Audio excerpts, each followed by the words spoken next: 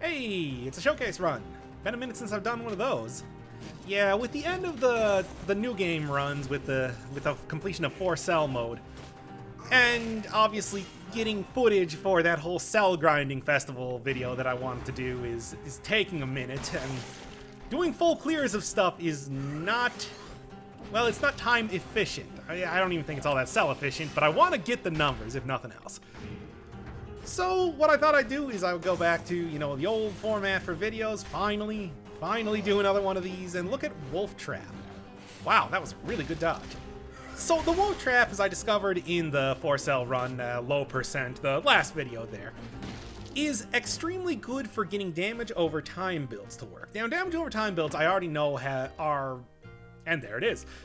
Now, damage over time builds I already know are really good, very effective. Learned that all the way back in the Hokuto's Bow run. But I think that with that, although the problem with that is that it's only brutality or tactic scaling, so you don't get as much health as, say, you're using a Wolf Trap, which scales with survival. So the idea here, and the idea with a couple different runs that I did here, was that I was going to build survival and tactics at parity and try to get a very good run going with that. The whole thing is that the runs that I had on the low percent mode, the one that you didn't see and the one that you did see, were some of the easiest hand kills that I've ever had. And considering that is the biggest problem when it comes to doing any run, 4-cell, any cell number, I thought that if I could get something that worked, if I could figure out a good build on obviously a more full save file and a lot more, I didn't actually mean to pick that up, but don't worry. I mean, I didn't really have time to do much of anything else anyway. Yeah, if I could get something working on a little bit better on things that are not the hand, I mean, it's very effective against the hand because damage over time, great is the weapon that cuts on its own, as Darkest Dungeon would say. Oh, I have to take that. I couldn't possibly sell it. But the problem is that, I mean, the major benefit that you get from that is that he can't push Wolf Traps off. It keeps him in place. Damage over time is not something that he can block with his projectile, blocking shield, whatever.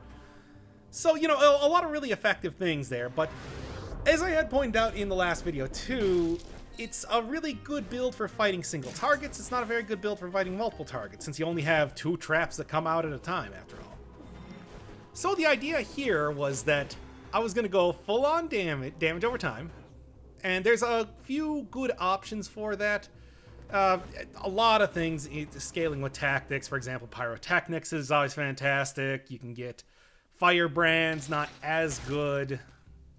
And there is, of course, one way that with survival you can actually get a very good amount of, well, you can get a pretty decent amount of damage over time off. And no, it's not using a legendary or colorless item. That's not what I'm talking about. No, it's not using one of the, it's not getting an affix on a weapon that like poisons anybody. It's the Blood Shield. I'm talking about the Blood Shield.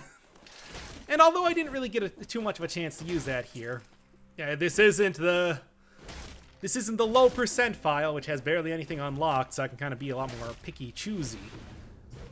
I could either do, I was thinking that the Blood Shield could have been very effective, since blood can, you know, it'll hit multiple targets at once, especially if you get a good, it's not really the most effective way to do this, but whatever, it's fine for right now.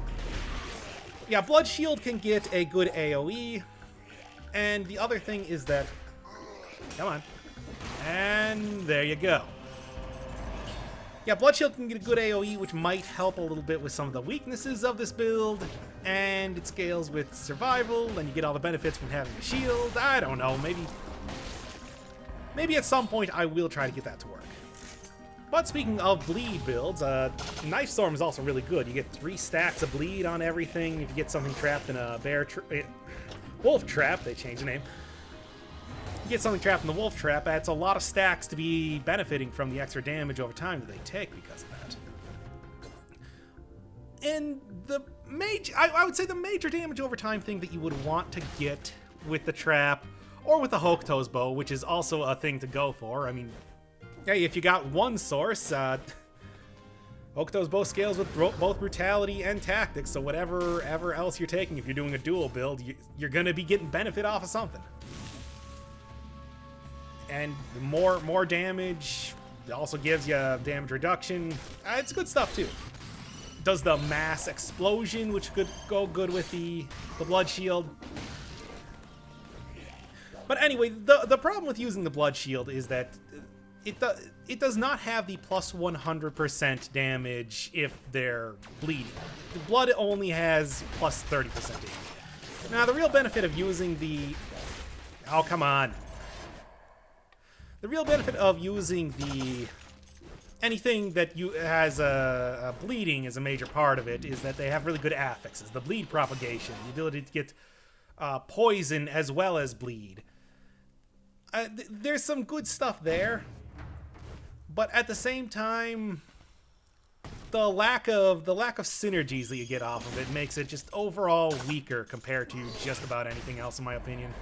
And that goes for Blood Shield. I think that the Knife Storm, Knife Dance, whatever they're calling it these days, gets away with that a little bit since you can so easily throw 3 stacks on an enemy, but it's still not the best. No, I think Fire. Fire is the best, just overall. Especially something like Pyrotechnics, which effectively gets a 2x damage modifier, since throwing down a trap and then getting the deploys oil as you throw down a trap with it. Or something like this. Toxic Cloud's not bad either. But yeah, getting throws down oil with the trap is a very common affix to get. And that pretty much will leave you with using, I would say, either a Flame Grenade, which I've gotten a lot of use of in, well, some of the other attempts that I've done with this sort of build. Or, I think even better, the Flamethrower Turret, which the Flamethrower Turret has actually been improved in the last few patches to be quite a bit of damage. It synchronizes really well with oil. It actually has... it doesn't have damage reduction. It has plus damage as you get up in levels, so you can get a ton of damage off it. The only problem is that it is a turret, so it can be destroyed, and you have to be near it, and But it does also give you... I mean, I would say that compared to other... What am I trying to say here? You get a lot bigger spray of fire compared to using something like Firebrands or something too. Ooh, there you go. See, go full on damage over time. And I'm speeding it up here because I pretty much just combed the level for as much money as I could possibly get. That's the frustrating thing with doing this, because I don't even know if I would be able to find the Hokuto's bow again. This is maybe my one chance of getting it in the entire run, and I want to go for maximum damage over time possible, along with that sweet damage reduction and everything. I don't know. But yeah, Toxic Cloud, one of the other damage over time things that you can get, is also a pretty good option, because even though it does not scale with it does not have damage scaling, just a damage reduction. It does also, for example, in this case, give me burning as well. A pretty minimal amount of burning compared to something like a flame grenade, but you also get poison. And it's not too difficult to get both affixes on the wolf trap, plus 100% on burning, plus 100% on poison. So, there, finally. Also, still using Spartan Sandals, the thing I got at the very start of the run. What an amazing weapon. Like I said, Pyrotechnics essentially gets double damage if you get oil on them, and it's so easy to get oil in this case. That would be the thing to go for.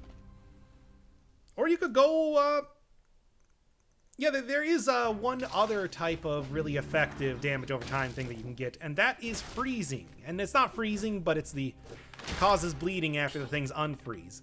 That's good CC, that's good bleed damage, it's more damage reduction.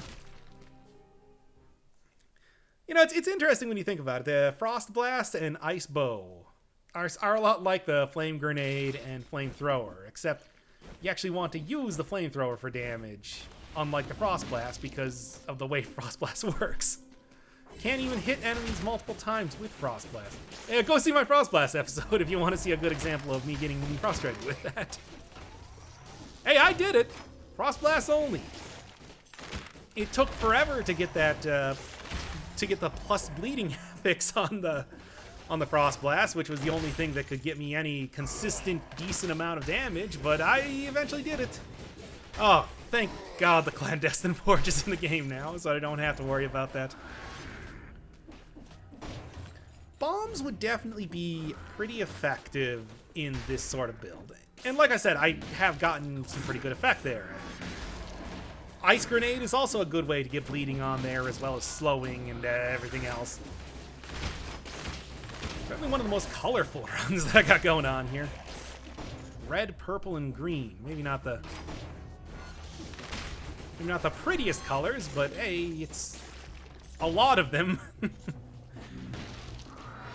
Yeah, Flame Grenade is good. It just does not scale with damage. Although even with not building Brutality at all, I have gotten some pretty decent damage off of that. Oh, fun, but no. Taking extra damage. Yeah, I mean, that's already S rank, so I'm getting 2 stats off of it. It's not worth taking. And you can play this sort of damage over time run in a very similar way that you can play a turret-focused run. In fact, even somewhat more effective, since you can freeze enemies in place with the... Yes, as you can see right there. Freeze enemies in place with the Wolf Trap, and then just light them up with the Toxic Cloud. You don't even need to be near it, and they definitely cannot destroy either of those. It's not... the only thing is that it just doesn't do quite as... That was really close to me dying there. Oof. Yeah, definitely playing this one safe. Using the... Using, of course, triple S plus tier weapon, Spartan Sandals here. Yeah, here's where I was thinking maybe get a Blood Shield. Although... Well, you know, also there are a lot of affixes that you can get on various shields that can also be good. So taking something like the Force Shield there might have been okay as well. You know, parry and poisons or parry and burns. But that's not really... I think the ultimately the best way to make this entire run work is to get a good legendary weapon along with it, which I got lucky during the couple runs that I did on the low percent mode. Because it is pretty Obviously, all survival weapons have their own problem with cool up and wind down. Cool down and wind up sort of issues.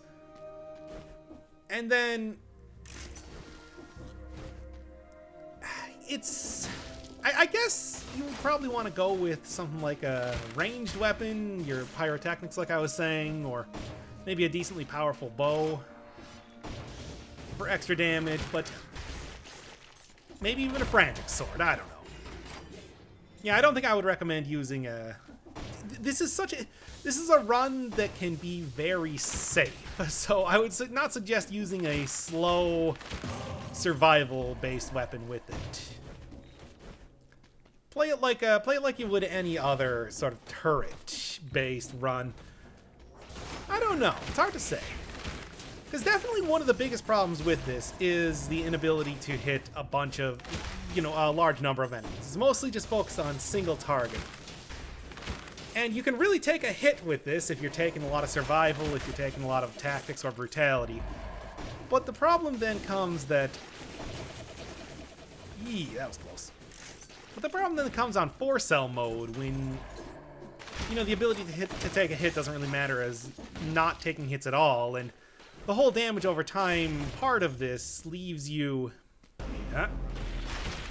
Yeah, of course the electrocution got him, and now all of his mobs are trapped in there. Whatever, that's fine. Still get enough damage with this alone. Well, maybe not, but it's good enough. Toxic Cloud is such a weird one. Ooh, that's at least something that scales with what I'm working with now. Oh yeah, that was one of the first items that I got. Terrible. What an awful item. Why does it keep haunting me like this? But, yeah, so the malaise is the real problem. You're gonna die of malaise more than you're gonna die of taking any sort of hit, especially if you're taking something like a Hokuto's bow or an ice bow or something like that. And damage over time will keep enemies around for longer and more likely to hit you and everything like that. Not a problem if you're even doing it on 3-cell mode here when you can take those hits and it doesn't even matter, but you accidentally get in the way of a meat grinder, cleaver on 4-cell mode or one of the Guardian Knights or something like that happens and oh, you're halfway to just dying. or shockers for... Man, the last run that I did was trying the same sort of build out with 4-cell mode, and somehow I got an ossuary that had the most shockers that I've ever seen in an ossuary before, and that just chewed through, what, 2 of my flask charges? Man, and I finished that low percent mode. If you get a 4-cell low percent, if you get a good run, you can finish the game with 3 flask charges left, or at least that's how it worked for me. Yeah, whatever, hurry this up here. Just because it's going to take forever to kill any individual enemy doesn't mean that I need to take forever to kill any. Well, it doesn't mean that I need to take forever killing all of those enemies. Yeah, right now, 2 items that are damage reduction, and it is getting some pretty good damage. I don't know. Either way, this is the real test, because it's good enough against individual enemies, depending on how well you can dodge around. And, of course, that's the other thing. You have to get kind of close to these enemies and goad them to get into the actual area to get hit by the wolf trap in the first place. But yeah, you can see between that fire, between the Toxic Cloud, that's really not bad damage. It's almost... He's taking about as much damage per second as I am getting off of each individual hit, well, critical hit from the infantry bow. And that's not an extremely powerful... It's a decent infantry bow, but it's not an extremely powerful, you know, tons of synergies, amazing affixes sort of bow. So that's not bad at all, is what I'm thinking. Yeah, it's just frustrating because he feels so situational. Maybe the best way to do a run like this would be to plan to try to get this sort of... Yeah, looking at the actual damage on everything. But that... Yeah, you can see the damage on the infantry bow there, so that's about roughly how much I'm doing a second. I should really just slow it down and look at the individual numbers, but whatever, it doesn't matter. But yeah, I think that the best way to do this run is... I mean, obviously this is post-commentary, so I know how it ends and everything. I think that if you can get this run working when you get into the castle, it's really great against the hand. I don't know. I would rather just choose to... I don't even know what I was thinking there. I wanted to try to look a little bit more at the damage from... Ooh, not bad. Not getting that much damage from the infantry bow. And that does poison, but maybe a questionable pickup. Either way, it doesn't really matter because I'm not really relying on the infantry bow for giving me a ton of damage anyway. But yes, if you can make this build at the very end of your game, I think it might be something good against the hand. You can definitely get a lot of damage off of it, and he can't do anything about it. He does not have any sort of way to block damage over time attacks aside from going into his next phase, and, well, he's going to do that anyway. But I don't know about for the rest of the game. For the rest of the game, if you build some, like, tactics, survival, and maybe just get a symmetrical lance and, you know, a couple heavy turrets or crossbow-matics, those are all pretty effective ways to go through the game as well. And as you can see, this one took a while to set up. Even though I think that by the time that I got to the concierge there, I was able to kind of get it popping off. The damage was great there, but the fact that I had to do, you know, a bit of time-lapsing all the way back in the in the Promenade shows that it's not perfect. And that electrocute enemies is still the best way to take out bats, you know, bar none. I mean, maybe just taking an electric whip by itself, but come on, this at least enables a lot of synergies and stuff. Good parry. See, this is why I didn't want to do it on 4-cell mode. It's an unusual build, and it does definitely have its uses, but I don't know if it is the perfect thing for any occasion. I do think that I would probably use it to do 4-cell more than anything else, since the hand fight is my most hated part of just about, well, the most difficult part. I wouldn't really say that I hate it, I just hate that I'm so bad at it. Hey, nice.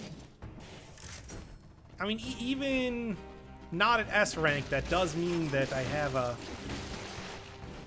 That's not bad damage. That does mean that I can upgrade that, and it's going to be significantly better than anything else. Would the Sinew Slicer work well with this? I don't know. Definitely, there are a lot of things that, you know... what is it?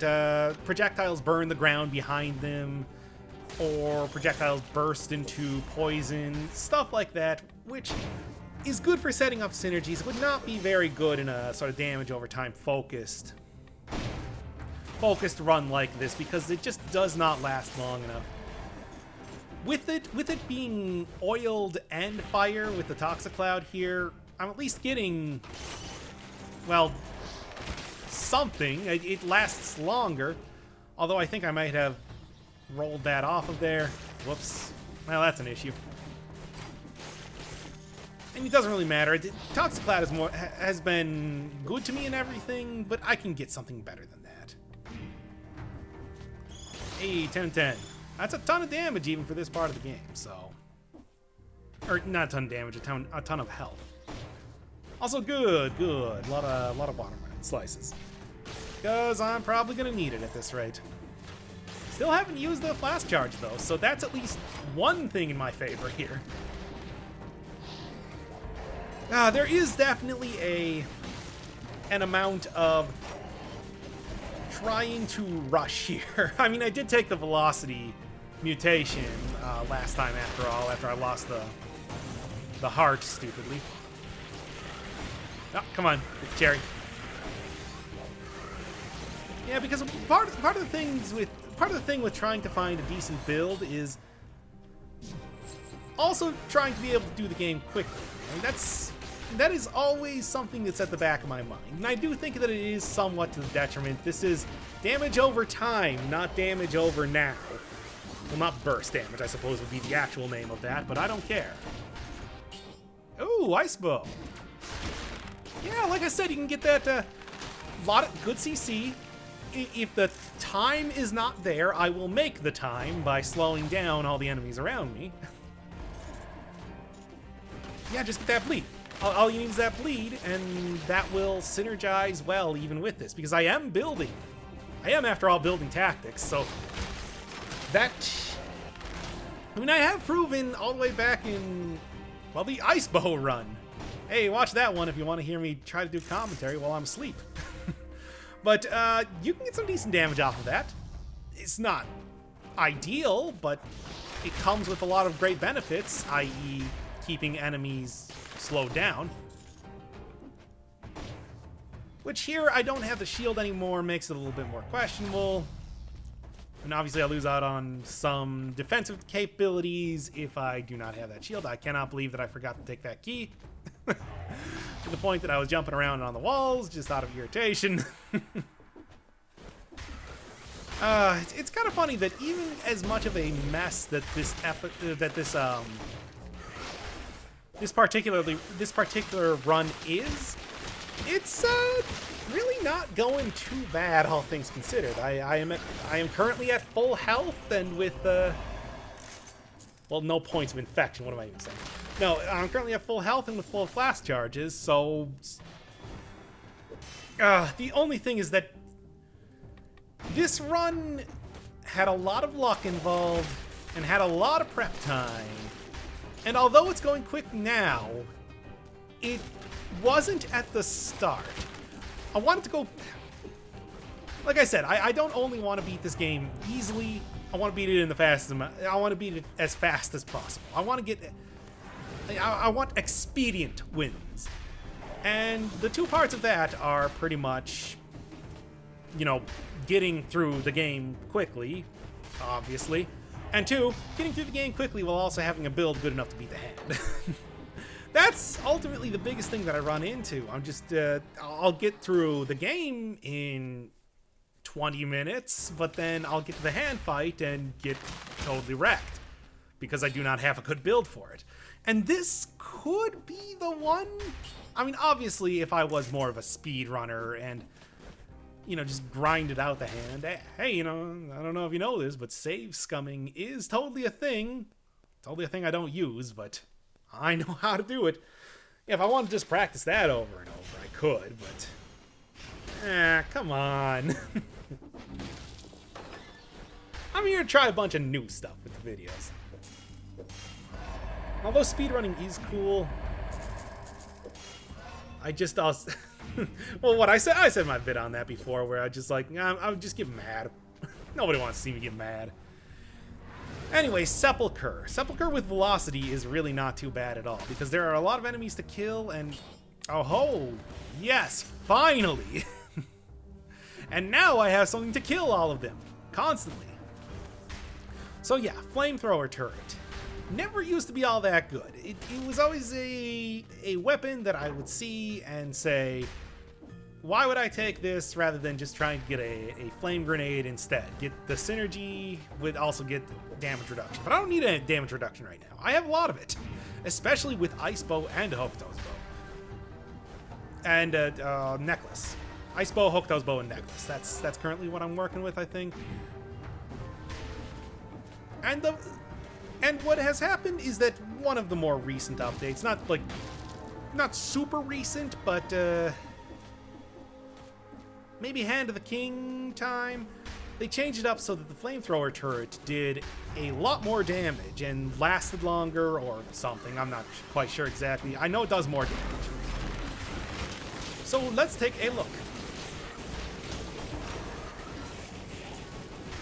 Oh, the problem is that all of the mobs around there keep taking up the... keep ruining my, trap.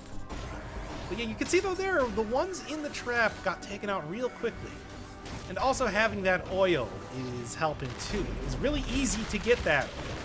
It's a very common sort of... yeah, here we go. That's pretty good. Yeah, for ultimate speed, I could have taken that. But again... I want it to also be comfortable. I want to be fast in comfort. And this is closer. More or less. Yeah, definitely getting the... It's... ultimately, everything that I'm trying to do here is figure out a good synergy to replace turrets. Because as good as turrets are, they're too risky to be consistent in the way that you use them. And the wolf trap here is pretty much the most promising that I've seen. And oh wow.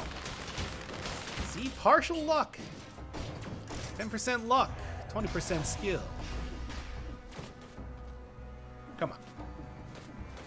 It's also why I pretty much always consider taking Tough Nut along with everything else. Yeah, that bleed alone is doing quite a bit of damage. Yeah, if I can get out of pure tactics and... I can get out of doing a lot of pure tactics and... what's the other word that I'm thinking of? Turrets. Pure tactic, turret, and spell runs. Because those are effective, but I also die in one hit and every single time I do that, so a lot of the runs, you know, get lost due to just a moment of poor play. Here, you can really survive a lot. You barely take any damage. It's just the damage is a little too slow to be good. Consistent against that's the entire reason why it's so good against bosses, because you're going to be fighting bosses for at least a little while. Enemies do not have huge health pools, and the faster you can take them down, the better. Trading speed for power. Oh, yeah, I got the Super Mario mode one. Hey! It's been a minute since I've seen that. I've had people ask me if it's even still in the game. And it is, it's just not called Super Mario mode anymore, because I'm sure Nintendo sent them... Reggie Phil's Anime probably sent them 5 or 6 cease and desist letters, which I did not see. Alright. Yeah, Flamethrower Turret, I think, is one of the better things. Better things you can get here. Knife Storm would be pretty good. Because that is closer to the... That is closer to the burst damage ideal that I was looking for with at least what I was trying to do here with the Hokuto's bow and maybe picking up Blood Shield. It does a lot of stacks very quickly. Even the Flamethrower Turret needs to take a little time and is mostly, you know, based in a singular location, whereas Knife Storm is however close you want to get to an enemy, and you can just roll right out of that immediately. I do like having the extra speed, though. That is useful. It's a mutation that I only ever like using if I feel very confident in the run that I'm working with. So it should be telling me.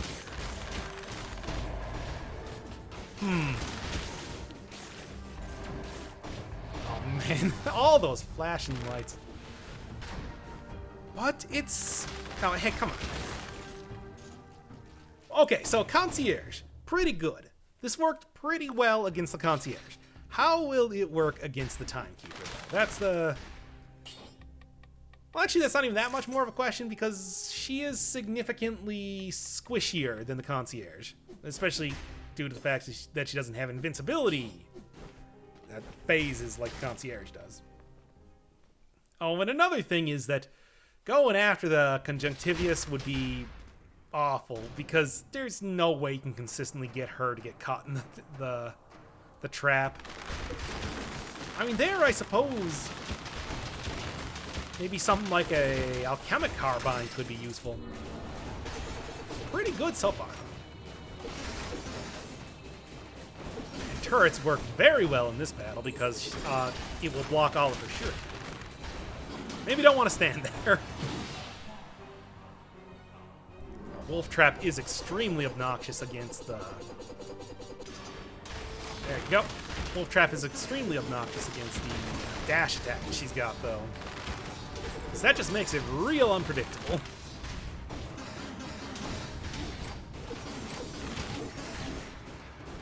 Now, Alchemic Carbine, I do think would be fairly effective with this whole build. The only problem that I think I would have with it is the fact that it's so slow. Oh, right, jump on enemies' heads. Ridiculous. But anyway, yeah, the only problem that I have with the Alchemic Carbine is that it is slow to use. And I don't think it does enough. It does quite a bit of damage, but I don't think it does enough damage. Very tempting. It even has extra damage on Burning Target. But I've been getting a lot of damage, a lot of CC out of using the Ice Bow. I think it's better to take that one instead. But yeah, Alchemic Carbine. Slow and it can kill effectively, but I don't think it kills too effectively. And it doesn't really have too much for synergies. Well, in the sense that it can't get, you know, fire or oil or anything. At least I don't think so. It's been a little while since I've used that one. It's an unusual weapon that I'm still not entirely sure what sort of build I would like to use that with. I'm kind of surprised that it's not scaling with, that the Alchemic Carbine doesn't scale with survival. It is of that sort of weapon, and besides, it shoots out a big green cloud. Does that not say survival to you? Because it does to me. Boy, they really want me to use that Assault Shield. I'm not going to. This is an amazing build overall. I really do not want to get rid of it so quickly. And a nearly unupgraded Wolf Trap, not worth it. I've got an S rank one that I only got 2 levels ago, or was it back in the Stilt Town? I don't remember. Yeah, you can see I'm taking I'm taking so little damage here. But at the same time, I know if I was on 4-cell mode, it would be so much more difficult. You have to think so much more. It's health and not getting hit in the first place entirely. Maybe this was not the best idea, what with the whole flamethrower turret not actually functioning. You know, that should be something they should do with the... Pointless, but satisfying. That should be something they should do with oil. Make it so that fire still burns in water. I mean, how often is that going to come up? I don't know, but how often does shocking or freezing enemies in water come up? Okay, you could argue that maybe it does a little bit there, but I don't know. Yep.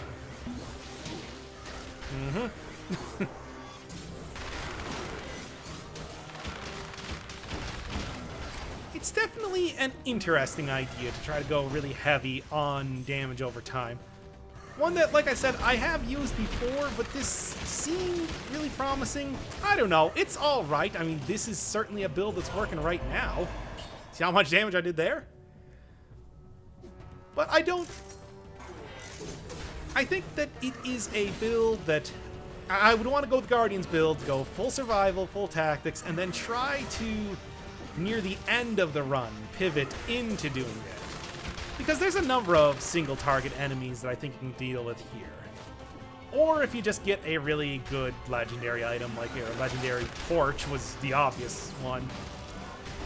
Or any sort of really quick, maybe a legendary balance blade, maybe a legendary blood sword would be good. That would definitely work really well with this and also give you the sort of quick kill ability that, wow, that was really close. The sort of quick kill ability that this build otherwise lacks. Something where you can attack an enemy and then immediately go on to attacking another enemy and not kind of wait for enemies to fall into your cleverly devised trap. That said, I do think that Wolf Trap is a much, much better item than I ever gave it credit for at this point now. Which I always thought of it as good for early game. You know, before you have anything unlocked, because you're able to get... Oh, gotta get that scroll. Because you're able to get... you're able to unlock the Assassin's Dagger and get a lot of damage off backstabbing enemies. But now I see that it definitely does still have a place in the late game. It's just not... You just need to... Oh, that's also a nice necklace, too. You just need to be able to have the right run for it to work. Yeah, I didn't even have Tough Nut there, and I barely took any damage from that trap. And you can see that this is getting to the point where it's starting to mimic some of the very powerful turret runs that I have, while also not being entirely... Not being, you know, one-hittable. So, you take the good, you take the bad, I guess is what you gotta say. As with every other build in the game, it all depends on what the items you get and how you're gonna be using them. And this just happened to be one of the more ideal sort of builds that I could have possibly gotten. Outside of getting something like a legendary torch again.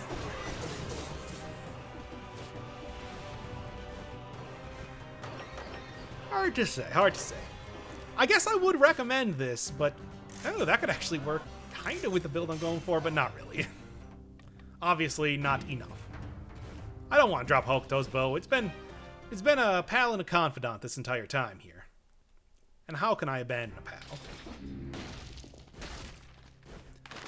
So yeah, I think that it all really comes down to what sort of build do you want to make.